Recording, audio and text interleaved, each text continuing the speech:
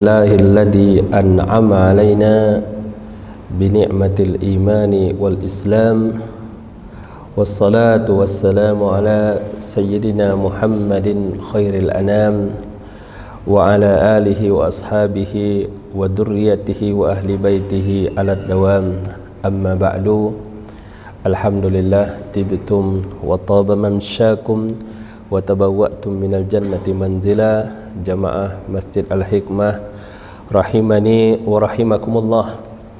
Alhamdulillah, pada pagi hari ini mudah-mudahan menjadi pagi yang barakah, pagi yang kita isi dengan keimanan dan juga ta'ah sebagai bekal kita menuju akhirat. InsyaAllah pagi ini kita dimudahkan Allah Subhanahu wa ta'ala dalam kajian tafsir surah Al-Ankabut, ya. Tafsir surah Al-Ankabut, insyaallah dalam kesempatan ini kita akan membahas tafsir surah Al-Ankabut.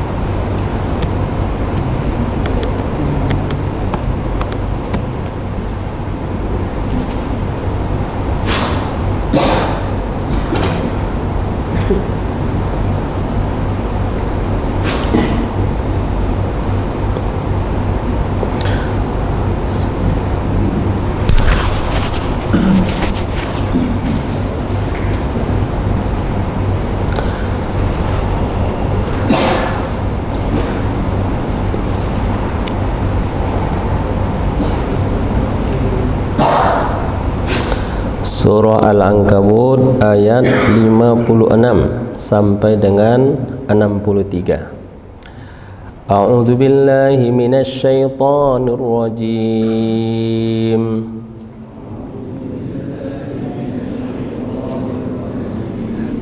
Bismillahirrahmanirrahim.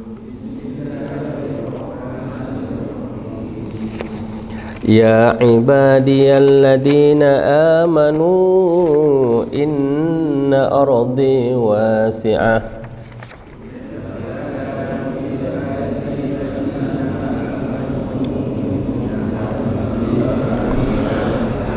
fa iyaya fa'budun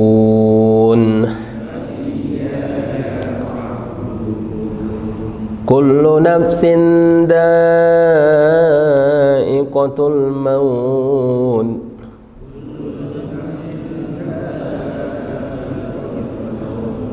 thumma ilayna turja'un walladzina amanu wa 'amilus solihati lanubawwi'annahum minal jannati ghurafan tajri min tahtihal anharu khalidina fiha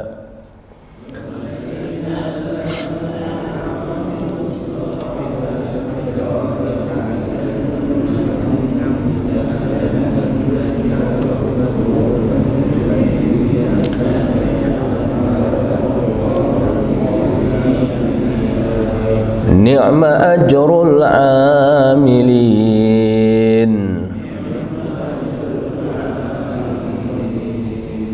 alladzina sabaru wa ala rabbihim yatawakkalun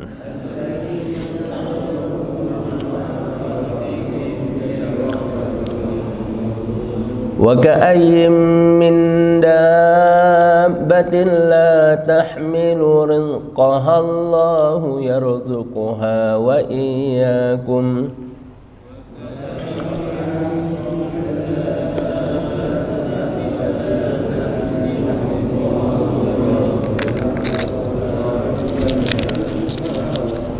wa huwas sami'ul alim. ولئن سألتهم من خلق السماوات والأرض وسخر الشمس والقمر ليقولن الله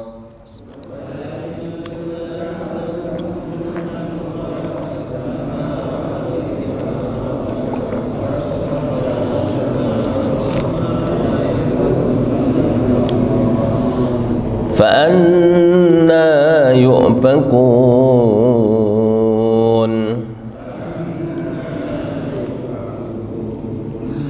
الله يبسط الرزق لمن يشاء من عباده ويقدر له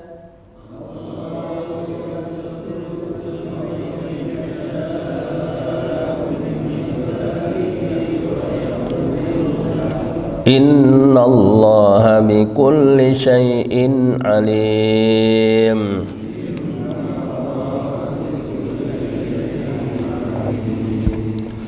Walain sa'altahum man nazzala minas sama'i ma'am fa ahya bihil arda min ba'di mautiha layaqulunna Allah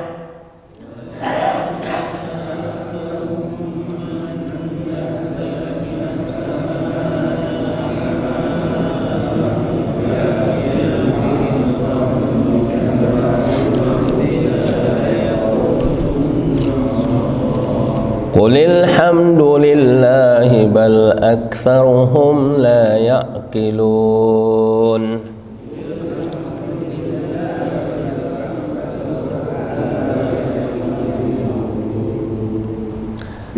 Ayat 56 ini tentang hijrah. Hijrah fi sabilillah. Hijrah fi sabilillah.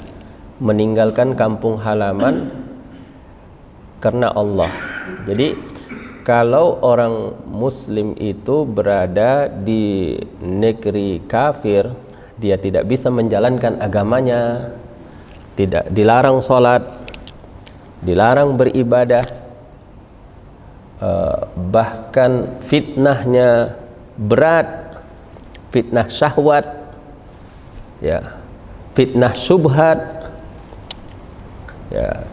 Fitnah syahwat dia tidak kuat menghadapinya. Fitnah syubhat dia tidak punya ilmu untuk menolaknya. Ya, maka hijrah. Hijrah meninggalkan negeri tersebut. Jadi ayat ini perintah Allah kepada para sahabat Nabi sallallahu alaihi wasallam untuk meninggalkan kota Mekah. Karena Mekah sudah tidak kondusif lagi pada saat itu untuk menjalankan ibadah, karena mereka dilarang sholat, karena mereka dilarang berakidah, ya, karena mereka dipaksa untuk menyembah berhala, karena akhlak yang ada adalah akhlak jahiliyah. Maka kata Allah, inna ardi wasi'ah, bumiku ini luas, ya, ya, kalian carilah tempat di mana kalian bisa menegakkan agama, menjalankan agama dengan leluasa. Ya, makanya Nabi SAW memerintahkan kepada sahabat yang tertindas atau yang disiksa pada saat itu untuk hijrah pertama kali ke negeri Habsyah. Itu pun udah hijrah ke sana, orang Mekah itu mengirimkan utusan, ya, yang dipimpin oleh Amr ibn al-As untuk, ya, minta kepada Raja Najasyi supaya orang-orang yang minta suaka, ini bahasa sekarangnya minta suaka politik, ya, minta perlindungan, dikembalikan lagi ke Mekah. Tapi Raja Najasyi adalah raja yang adil, ya, raja yang menegakkan keadilan di dalam negerinya. Dia tidak mau ada orang yang dizalimi. Nah, kemudian yang kedua adalah hijrah ke Madinah Al-Munawwarah. Ya, Al-Munawwarah. Jadi di mana jangan kalian terlalu sayang kepada kampung halamannya, terlalu sayang kepada negerinya, ya. Tapi kalau kamu sudah tidak bisa menjalankan agama di negeri itu, maka pergilah berhijrah. Tapi yang penting kamu berdakwah dulu di situ. Kamu berjuang dulu di situ, ya. Tapi kalau memang tidak bisa juga, maka tinggalkanlah negeri tersebut, ya. Sebab yang penting kalian bisa beribadah, yang penting bisa menjalankan agama, ya. Jangan takut masalah rizki, ya. Karena kalau udah meninggalkan negeri kan Pak, meninggalkan mata pencaharian, meninggalkan rumah tempat tinggal, ya, meninggalkan apa yang dimiliki, meninggalkan apa yang dicintai. Nah, maka para sahabat pun radhiyallahu anhum, ya, rela meninggalkan kota Mekkah pada saat itu. Ya, maka Allah Subhanahu wa taala memberikan janji kepada orang yang rela meninggalkan kampung halamannya demi agamanya. Maka dikatakan, "Falladhi wa may yuhajir fi sabilillahi yajid fil ardi muraghaman katsiratan wasa'ah."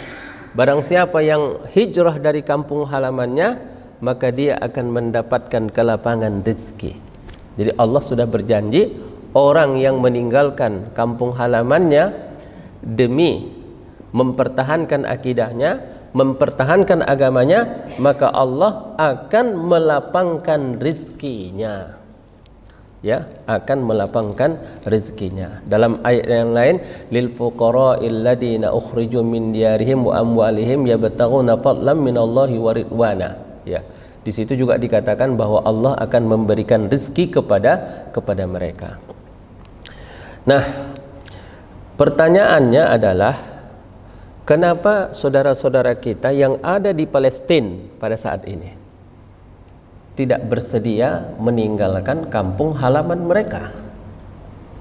Padahal mereka di sana ditindas, mereka dibom setiap hari, mereka ditangkap, ya, mereka diintimidasi. Kenapa? Ya, mungkin, ya, sebagai ijtihad lah gitu, ya. Tidak bisa disamakan hijrah yang ada di masa Nabi dengan hijrah saudara-saudara kita dari Palestina, ya, pergi meninggalkan kampung halaman mereka. Karena mereka sudah pengalaman Pak pada tahun 1948 pada saat terjadi perang di Palestina, ya, ya, negara-negara di PBB menyuruh mereka untuk meninggalkan kampung halaman mereka, kemudian tinggal di tempat-tempat pengungsian, ya, tinggal di kemah-kemah yang didirikan oleh kemanusiaan yang ada di PBB pada saat itu. Jadi, nah, tapi apa yang terjadi? Saat itu mereka dijanjikan, nanti kalau udah selesai perang, kalian boleh pulang lagi. Boleh pulang lagi. Sampai hari ini sudah 75 tahun, ternyata mereka nggak boleh pulang. Rumah mereka, kampung halaman mereka, tempat usaha mereka, semuanya sekarang dikuasai oleh Israel. Jadi dari situ mereka belajar, ya, lebih baik mati berkalang tanah daripada hidup menjadi terhina. Jadi itulah yang sekarang dilakukan mereka. Mereka lebih baik mati di rumahnya, ya, daripada meninggalkannya, ya, kemudian tempat itu nanti diambil dan dikuasai oleh Israel. Nah, jadi sebenarnya kata mereka itu sudah ada penawaran-penawaran kepada mereka supaya yang di jalur Gaza pergi ke Mesir di Saina, kemudian yang ada di tepi barat pergi ke Yordania. Tapi kalau itu terjadi, Bapak dan Ibu rahimakumullah, maka Palestina akan hilang untuk selama-lamanya. Ya, permasalahan Palestina akan selesai karena tidak lagi ada orang yang mau memikirkannya, tidak ada lagi yang mau memperjuangkannya, dan tidak ada lagi yang mau membelanya. Jadi yang kedua itulah kata mereka, berarti kalau kita tinggalkan ini, ya berarti Palestina pun akan terlupakan. Nah, jadi jamaah rahimakumullah, dulu ada orang bilang begini, kenapalah Hamas ini melakukan penyerangan ke Israel sampai menyeberangi perbatasan. Nah, ternyata Bapak Ibu rahimakumullah, ya, kalau mereka tidak melakukan penyerangan, mereka akan dibantai habis-habisan. Dan itu terbukti sudah berlangsung selama 75 tahun. Jadi tidak bisa kita samakan hijrah yang ada di masa Nabi dengan hijrah meninggalkan kampung halaman mereka yang ada pada saat ini. Sebab kita pun dulu di negeri ini, kelebihan bangsa Indonesia ini Pak dari bangsa-bangsa lain di dunia, ya, katanya dijajah selama berapa? 350 tahun. Jadi kata seorang ustadz itu, bahasanya jangan dibilang dijajah 350 tahun, tapi bahasanya berjuang 350 tahun mengusir penjajah, begitu. Ya, kelebihan bangsa ini 350 tahun dijajah oleh Belanda, tapi tidak punah. Tidak punah yang namanya bangsa Indonesia. Sampai hari ini yang menempati negeri ini tetap apa? Orang Indonesia, bukan orang kulit putih. Beda sama di Australia. Penduduk aslinya kemana itu? Katanya penduduknya aslinya mah aborigin gitu ya. Penduduk Amerika kemana aslinya? Habis Pak, punah mereka itu. Tapi di Indonesia luar biasa. Kenapa? Karena Indonesia memakai prinsip pada saat itu merdeka atau mati. Itu aja. Ya. Bahasa Arabnya ish kariman aw mut syahidan. Hidup mulia atau mati syahid. Itu yang terjadi di Palestina pada saat ini. Ish kariman aw mut syahidan. Bayangkan Bapak dan Ibu rahimakumullah. Ya, setiap hari mereka dibom, ada yang pakai fosfor putih itu, ya, yang kalau dijatuhkan bomnya sampai menembus kulit, menyebabkan gatal, menyebabkan susah bernapas, tidak ada air, tidak ada obat-obatan, tidak ada makanan. Jadi berita terakhir itu setengah dari penduduk Palestina pada saat ini sudah berada dalam kelaparan itu. Jadi akan terjadi bencana yang besar, tapi mereka selalu bilang, ucapan mereka apa? Hasbiyallah, hasbunallah wa ni'mal wakil. Hasbunallah wa ni'mal wakil. Hasbunallah wa ni'mal wakil. Cukuplah Allah sandaran kami. Ya. Walaupun negara-negara tetangga yang ada di Arab, negara-negara Islam yang ada di dunia tidak membela kami, terserah. Tapi kami bersandar, berserah hanya kepada Allah Subhanahu wa Ta'ala. Jadi itu yang terjadi. Kenapa mereka begitu hebatnya mempertahankan tanah tempat kelahiran mereka? Karena dikatakan dalam hadis, man qatala duna malihi fahuwa syahid. Siapa yang berperang mempertahankan hartanya, matinya mati syahid. Ya, barang siapa yang berperang mempertahankan dirinya, kalau mati syahid. Barang siapa yang mati mempertahankan tanah airnya, berarti kalau mati apa? Mati tentu saja mati syahid, karena hubbul watani minal iman, cinta tanah air bagian daripada keimanan. Jadi Bapak dan Ibu rahimakumullah, maka di sini dikatakan inna ardi wasi'ah. Tapi kalau dalam konteks ayat ini, ketika kita berada di negeri kafir, ini kan Palestina ini bukan negeri kafir, Pak. Ya, justru ini negeri apa? Negeri Muslim. tahun 1948 belum ada negara yang namanya Israel. Ya.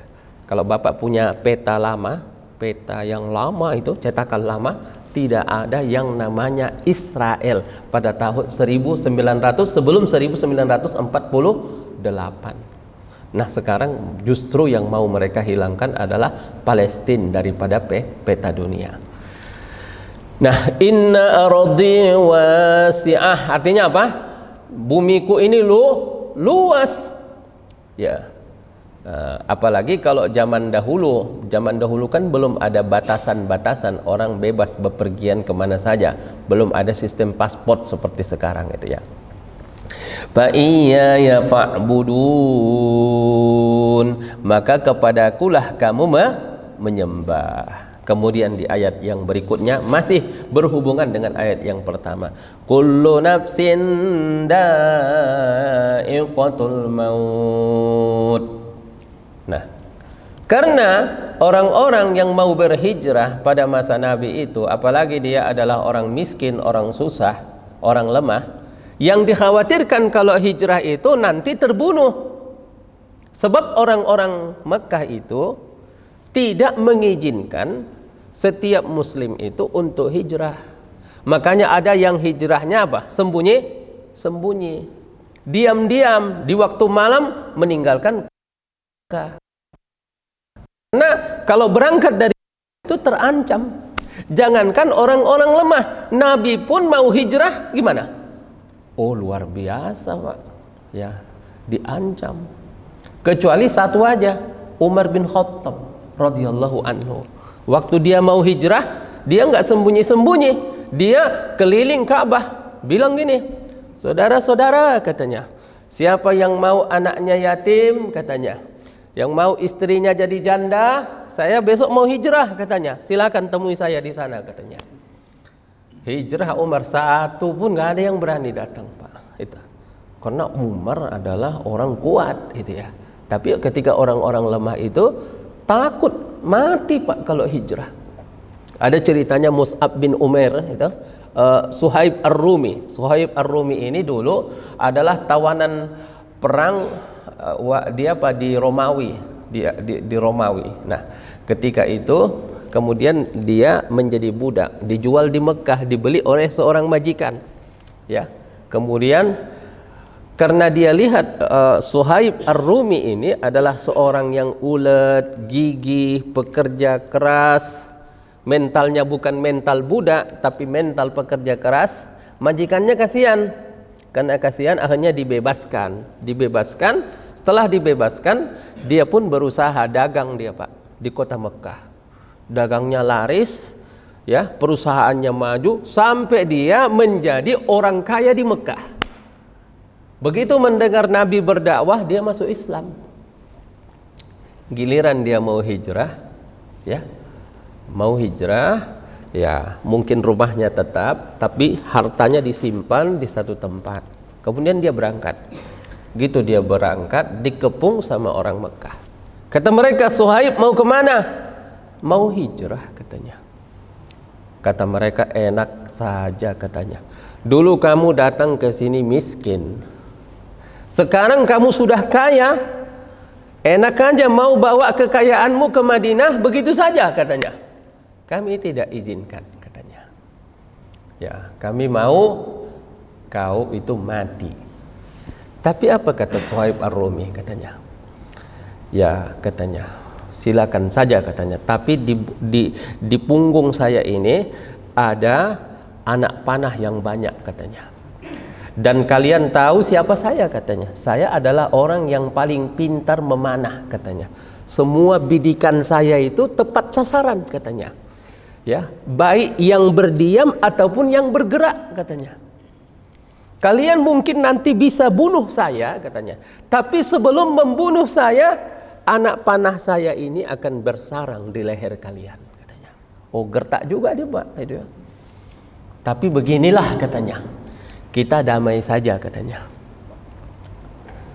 Ambil semua harta saya, enggak apa-apa katanya. Ambil semua. Yang saya peroleh mulai saya datang ke Mekah sampai hari ini, ambil semuanya, nggak apa-apa. Asalkan izinkan saya untuk berangkat ke mana? Ke Madinah. Kata mereka, wah itu tawaran yang menarik itu katanya. Bolehlah kalau begitu kata mereka. Ya, akhirnya dikasihkan kunci semua. Masya Allah, habis Pak hartanya semua. Jadi datang ke Madinah itu nggak bawa harta kecuali hanya kuda dan pakaian yang ada di badan. Tapi mentalnya mental petarung, mental pejuang. Sampai di Makkah luar biasa. Di Rasulullah sallallahu alaihi wasallam. Rasulullah bilang apa? Rabihal bai'u ya Suhaib. Suhaib, daganganmu untung besar. Untung apa ya Rasulullah, katanya. Ya harta saya malah habis. Kata Rasulullah, Rabihal bai'u, beruntung kau wahai Suhaib, karena engkau telah merelakan hartamu demi hijrah fi sabilillah. Kata Suhaib, kok bisa tahu ya Rasulullah, katanya. Padahal tidak ada yang ngasih tahu. Waktu itu belum ada telepon, belum ada WA, belum ada siaran langsung. Tapi Rasulullah tahu, turun ayat di dalam Al-Quran ya, yang menjelaskan tentang perjuangan Suhaib Ar-Rumi ini. Wa minan nasi, dan di antara orang yang di antara mujahid itu, wa minan nasi man yuslim, di antara manusia itu ada orang yang menyerahkan dirinya sepenuhnya kepada Allah Subhanahu wa taala. Itulah Suhaib Ar-Rumi. Maka dikatakan Allah, kullu nafsin dha'iqatul maut. Kalian tetap di Mekah, enggak hijrah, mati. Hijrah pun kalian mati.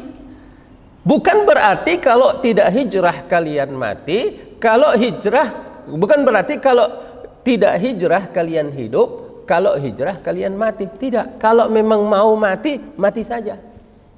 Nah, itu. Jadi yang ada di Palestina juga begitu. Pergi kan disuruh mereka pergi ke arah selatan, ya.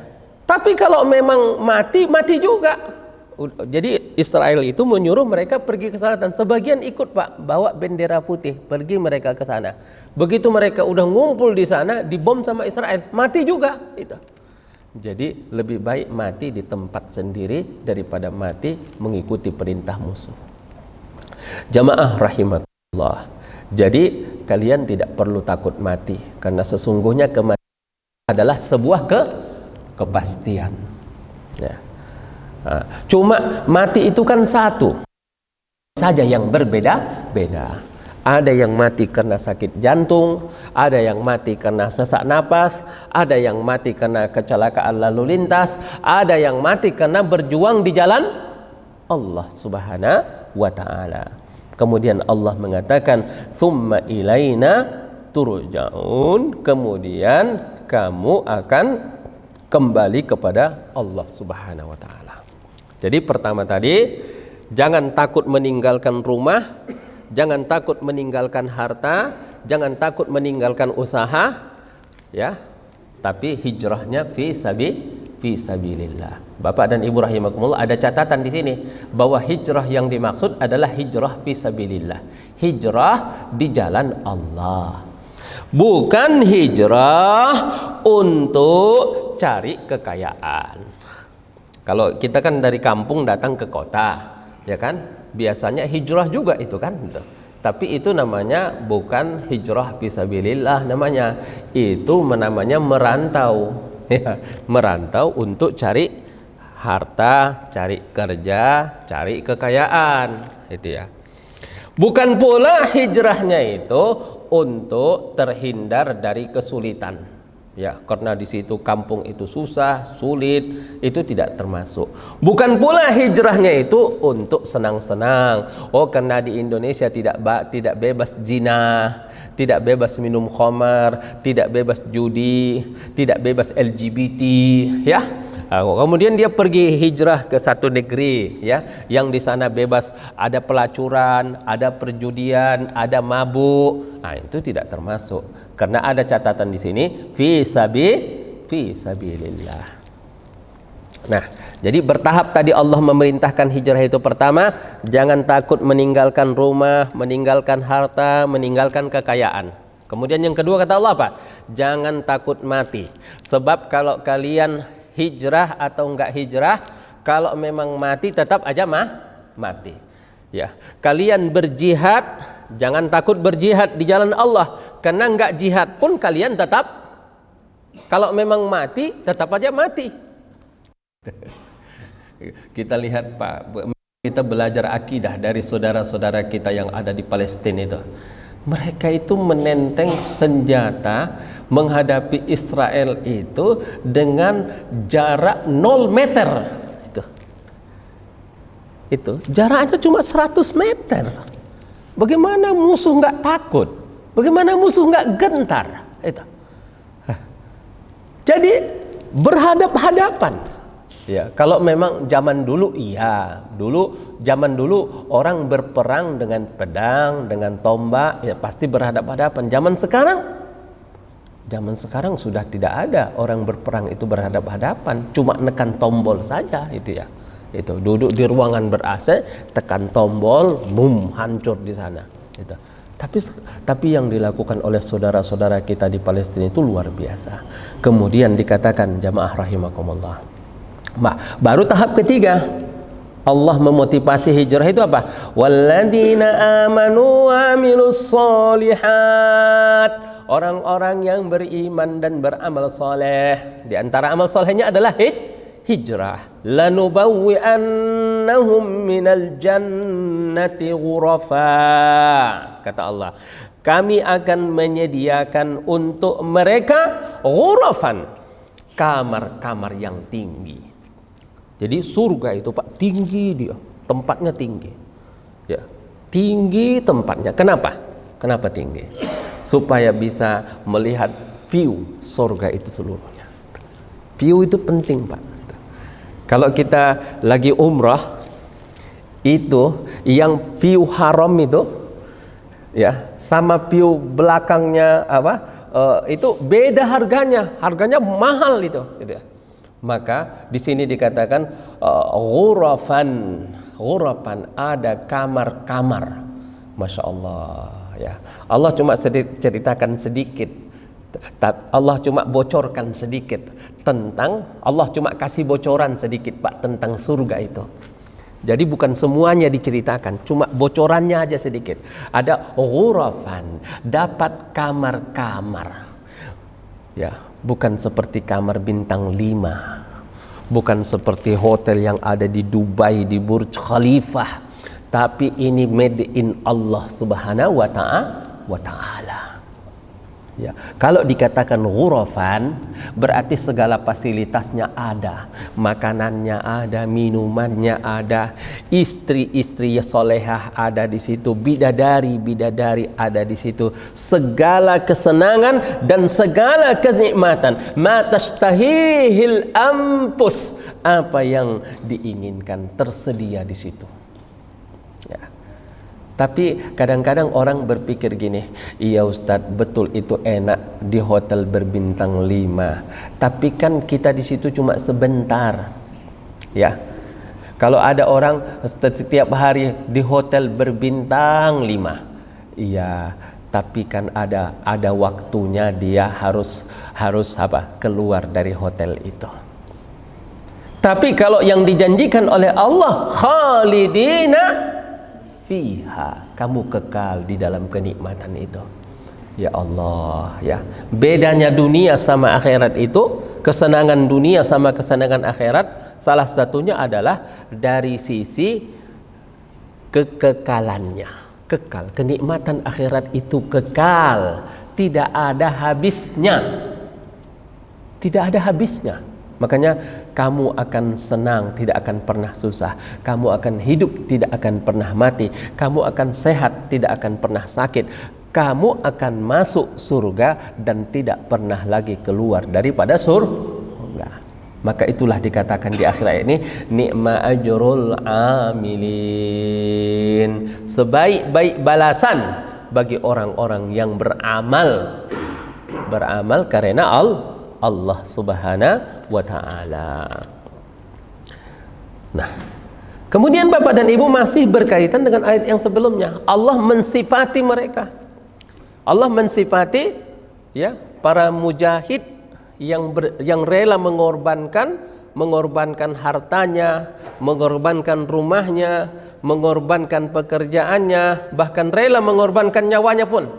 Allah mengatakan alladzina sabaru wa ala rabbihim yatawakkalun. Merekalah orang-orang yang sabar. Sabar di sini ada 3. Sabar menjalankan semua perintah Allah. Ya. Kadang-kadang kita ini sabar Pak menjalankan perintah Allah yang enak-enak gitu. Tapi yang berat-berat tidak. Itu. Ya.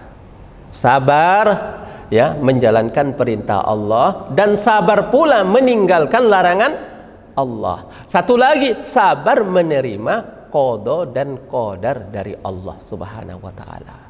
Masya Allah. Makanya kata orang, belajarlah dari Palestina itu. Bagaimana kesabaran mereka. Ya. Itu ada seorang orang Yahudi, orang Israel, bagaimana dia menceritakan tentang pejuang Palestina itu. Mereka memiliki kesabaran katanya. Ini ngomong Yahudi Pak. Itu. Bagi tentara Israel sulit untuk mengalahkan mereka karena mereka memiliki kesabaran yang luar biasa. Mereka tahan berada di dalam terowongan bawah tanah. Kira-kira cuacanya seperti apa itu Pak? Itu. Dalam kedalaman sampai ada yang sampai 60 meter ke bawah itu. Sumur kita saja berapa? Cuma 30 meter Pak itu. Di dalam sana mereka kuat, sabar mereka. Jadi ada 2 kunci kesuksesan. Yang pertama sabar. Itu. Ya. Makanya ketika Nabi Musa belajar sama Nabi Khidir, ya kan? Kata Nabi Musa, apa kata Nabi Musa? Satajiduni insyaallahu sabira. Ya. Hai Khidir, kamu nggak usah khawatir. Insya Allah saya sabar dalam menuntut ilmu ini kepadamu. Ya, menuntut ilmu harus sabar Pak. Ya, orang yang dulu di masa mudanya tidak sabar menuntut ilmu, maka di masa tuanya dia harus bersabar dengan kebodohannya. Bersabar dengan kemiskinannya, bersabar dengan kesulitan yang dihadapinya. Kan begitu. Makanya kata orang bersakit-sakit dahulu, bersenang-senang kemudian. Itu syarat kesuksesan. Yang pertama adalah sabar. Sabar menjalani usaha-usahanya, sabar menjalani upaya-upayanya. Yang kedua, wa ala rabbihim yatawakkalun, dan mereka menyerahkan kepada Allah Subhanahu wa taala. Ada syair mengatakan begini Pak, wa manilal matalibu bitamanni walakin alkidal wakafid dalai. Ya, keinginan tidak bisa dicapai hanya dengan berangan-angan. Aku mau jadi sukses, aku mau jadi orang kaya, aku mau jadi orang berilmu, aku mau jadi orang terpandang, tapi kerjaannya tidur terus. Ya. Tidak ada usaha, tidak ada upaya. Katanya manilal matalibu bitamanni. Keinginan, cita-cita tidak didapatkan dengan hanya berangan-angan. Walakin alkidal wakafid dalai, tapi jatuhkan timbamu ke dalam sumur, barulah kau dapat air. Kalau timba ember itu cuma engkau taruh di depan sumur, engkau pandangi saja, tidak bergerak tanganmu untuk menjatuhkannya ke dalam sumur, untuk mengambil air, maka air tidak akan naik dengan sendirinya ke dalam ember itu. Ada lagi syair mengatakan, ayat Al-Quran mengatakan kepada siapa? Kepada Maryam, wa huzzi ilaiki bijid'in nakhlati tusaqit alaiki rutban janiyah. Kepada Maryam yang dalam kondisi lemah baru melahirkan, Allah tetap perintahkan kepada dia untuk berusaha. Wahai Maryam, goncangkanlah pohon korma itu supaya buahnya berjatuhan. Masya Allah, yang penting kita berusaha, Pak. Biar Allah yang akan melanjutkan usaha kita itu, biar Allah yang akan merealisasikan hasilnya. Coba kita bayangkan ibu hamil yang baru melahirkan, kira-kira kalau menggoncang pohon kurma, buahnya jatuh nggak, Pak? Pohon kurma itu sebesar pohon sawit itu. Kira-kira kalau digoncang sama ibu hamil, ibu yang baru melahirkan, bisa nggak? Nggak bisa. Tapi tetap Allah berikan kita untuk berusaha. Kita juga belajar daripada Siti Hajar. Ya, Siti Hajar yang mencari air di antara Safa dan Marwah, keliling terus, lari terus dia mencari, karena dia tidak mau sabar pasif. Jangan jadi sabar yang pasif, tapilah jadi sabar yang aktif. Sabar itu dua, Pak. Sabar untuk mewujudkan untuk mendatangkan mendapatkan maslahat dan menolakkan mudarat, maka sabar itu ada dua. Saya lihat itu ya, strategi yang dipakai pejuang Palestina itu menghadapi tentara Israel. Mereka nggak sabar pasif, mereka sabarnya aktif, Pak. Itu. Mereka bukan berdiam di satu tempat, ya, menunggu tentara Israel datang baru tembakan gitu. Bukan, tapi mereka berpindah-pindah terus, dari sini pindah ke sini, pindah ke sini, pindah ke sini, pindah ke sini, menyergap di sini, serang di sini. Itu strategi peperangan yang luar biasa. Itu. Jadi kalau diam di satu tempat, habis rata mereka dengan tanah. Tapi itu namanya sabar yang aktif namanya. Itu. Jadi jangan menjadi sabar yang pasif, sabar dengan kemiskinan.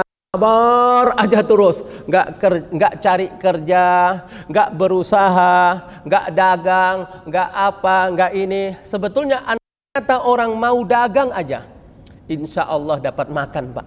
Ya, dagang bakso itu, ya, dagang roti, dagang apa lagi?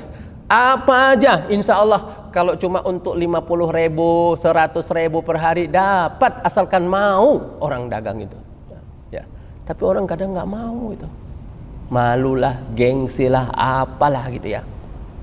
Yang kedua tentu saja bertawakal kepada Allah. Ada syair mengatakan, ala bis sabri tablughu ma turidu wa bit taqwa yalinu lakal hadidu, gitu katanya.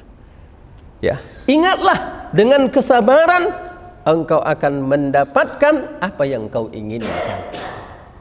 Ya, semua begitu, Pak. Untuk dunia begitu, apalagi akhirat.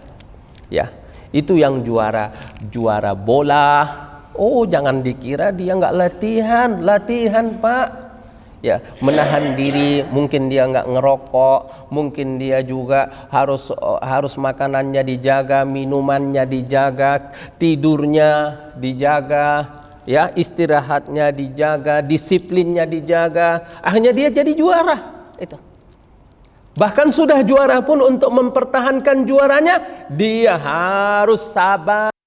Kalau nggak sabar, nggak bakalan bertahan dalam kejuaraannya. Ya, juara bola, juara bulu tangkis, juara apa saja harus sabar. Kalau nggak sabar, nggak ada itu dalam urusan dunia, apalagi dalam urusan akhirat. Wa ala rabbihim yatawakkalun, dan mereka bertawakal kepada Allah. Kemudian ini masih berkaitan dengan ayat yang tadi. Wa ka'ayyin min dabbatin la tahmilu rizqaha. Kalian ngapain takut masalah rezeki? Lihatlah, belajarlah kalian dari hewan itu. Hewan itu rizkinya dijamin oleh Allah. Dia tidak pernah menyimpan makanan. Pernah, Pak, lihat kucing nyimpan makanan buat besok, atau buat 1 pekan, atau buat 1 tahun? Ada nggak? Nggak ada, ya. Tapi kira-kira setahu saya nggak ada kucing mati karena kelaparan. Kayaknya kata orang, kamu takut masalah rezeki. Ayam nggak kuliah, anaknya banyak. Tuh, berapa anak ayam tuh? 12, 10 anaknya. Padahal dia nggak kuliah. SMA aja, SD aja nggak tamat. Tapi Allah sudah jamin rizkinya itu. Ya, maka kata Allah, wa ka'ayyin min dabbah, banyak hewan-hewan itu la tahmilu rizqaha, dia tidak membawa rizkinya. Maksudnya apa? Dia tidak ada nyimpan. Ya. Pak punya simpanan? Ya? Pasti enggak punya simpanan. Maksudnya istri simpanan enggak ada kan? Itu ya. Tapi kalau rizki yang disimpan banyak enggak? Banyak itu. Cukup enggak sampai 10 tahun? Hah? Kalau rumahnya dijual, dibeliin beras cukup buat 10 tahun. Mungkin cukup buat 20 tahun pun cukup itu. Itu pun kita masih takut, itu ya. Itu pun kita masih khawatir, ya. Padahal di sini dikatakan, ya, wa ka'ayyim min dabbah. Lihatlah hewan-hewan itu. Enggak ada yang nyimpan makanan, ya. Kecuali mungkin ada semut yang nyimpan makanan, itu karena dia tidak bisa apa? Kalau udah musim hujan, dia tidak bisa keluar, ya. Dia tidak bisa cari makan, maka makanannya disimpan di dalam lubang itu. Ya. Tapi selagi dia masih bisa berusaha, dia tidak pernah itu, ya. Ya. Makanya hewan itu kalau burung ditaruh di dalam sangkar berapa 2 tahun gitu, ya, kemudian dilepas, bingung dia mau cari makan gimana gitu, ya. Kenapa? Karena tidak terbiasa gitu.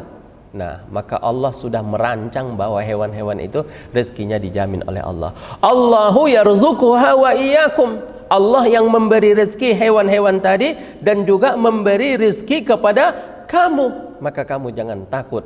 Artinya walaupun kamu meninggalkan negeri demi hijrah fisabilillah, ya, ini semua ini, saya pikir ini ya semua yang ada di sini semuanya adalah muhajirin. Betul nggak Pak? Ada yang muhajirin dari Medan, ada yang dari Lampung, ada yang dari Pekalongan, ada yang dari mana lagi? Sulawesi, ada yang dari Padang. Betul nggak Pak? Muhajirin semuanya. Makanya di Jakarta banyak masjid namanya Masjid Muhajirin, ya. Itu. Kenapa? Karena orang-orang di situ orang muhajirin semua, itu pendatang itu. Nah, dan jadinya sukses semua, berhasil semua. Karena dia merasa dia pendatang, bahwa dia harus bekerja keras. Wa huwas samiul alim. Ini ayat luar biasa. Wa huwas samiul alim. Allah mendengar dan Allah melihat. Maksudnya apa? Tidak ada hal itu yang tersembunyi Allah sehingga Allah lupa ngasih rezeki. Semua tahu Allah. Jadi rizki itu Pak sudah tahu dia alamatnya di mana. Buka warung di tempat tersembunyi pun kalau Allah mau mengantar beli datang aja ke sana itu. Tuh. Yang penting kita itu berusaha aja. Ya, masalah hasil serahkan kepada Allah Subhanahu wa taala. Makanya kata orang itu yang paling tinggi tawakalnya adalah pedagang. Karena kadang kalau lagi sepi banget, nggak ada pembeli gitu ya, gitu. Kemarau panjang. Tapi kalau lagi ramai sekali. Jadi dia kayak dikduk gitu perasaannya. Kenapa? Karena rezekinya itu bertawakalnya tinggi kepada Allah Subhanahu wa taala. Beda misalnya yang sudah aman gitu ya. Setiap bulan masuk rekening 20 juta, setiap bulan masuk 10 juta, dia tenang dia. Bahkan kadang-kadang berkurang tawakalnya kepada Allah, lebih tinggi tawakalnya kepada gajinya yang ada setiap bulan tadi. Ya, jadi ayat ini mengajari apa? Mengajari kepada kita tentang bertawakal kepada Allah Subhanahu wa taala. Wala in sa'altahum man khalaqas samawati wal arda. Kalau engkau tanya mereka, siapa yang menciptakan langit dan bumi dan menundukkan matahari dan bulan, niscaya mereka berkata adalah Allah. Fa anna yufakun. Jadi ayat ini sebenarnya adalah mengingatkan orang-orang menyembah selain Allah. Kenapa sih kalian sembah selain daripada Allah? Padahal bukankah Allah yang menciptakan langit dan bumi? Bukankah Allah yang menciptakan alam semesta? Bukankah Allah yang mengatur semua ini? Jawaban mereka iya. Jawaban mereka iya. Lalu dikatakan, fa anna tu'fakun. Kalau gitu kenapa kalian masih berpaling? Mestinya kan kalian kembali kepada tauhid.